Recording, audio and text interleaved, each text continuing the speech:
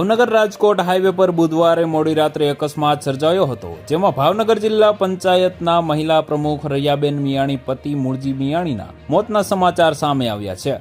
Bike પર સવાર મૂળજીભાઈ અજાણ્યા વાહન સાથે અથડાતા ભાવનગરના ભાજપ નેતાનું મોત નીપજ્યું હોવાની માહિતી સામે આવી છે।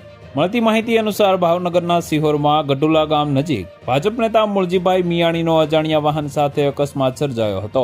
મૂળજી મિયાણી બાઇક લઈ હાઈવે પરથી પસાર થઈ રહ્યા હતા। તે સમયે અચાનક બાઇક સ્લીપ ખાઈ ગયું અને અજાણ્યા વાહન સાથે ટકરાયું હતું, જેના કારણે ઘટના સ્થળે તેમનું મોત નીપજ્યું હતું। આ ઘટનાની જાણ થતાં જ પોલીસ અને એમ્બ્યુલન્સ ઘટના સ્થળે પહોંચી ગઈ હતી અને મૃતદેહને પોસ્ટમોર્ટમ અર્થે હોસ્પિટલમાં મોકલવામાં આવ્યો હતો। હાલ સમગ્ર બનાવને ધ્યાને લઈ સોનગઢ પોલીસે અકસ્માતનો ગુનો નોંધી આ વિશે વધુ તપાસ હાથ ધરી છે। જોકે પોલીસે હજુ સુધી અકસ્માતનું કારણ સ્પષ્ટ કર્યું નથી। ભાજપ નેતાના મૃત્યુથી પરિવારમાં શોકનો માહોલ ફેલાયો છે। તો વધુ માહિતી મેળવવા માટે ચેનલ સાથે જોડાયેલા રહો। વિડીયો પસંદ આવે તો લાઈક કરી દેજો। ચેનલમાં નવા છો તો સબસ્ક્રાઇબ કરી દેજો।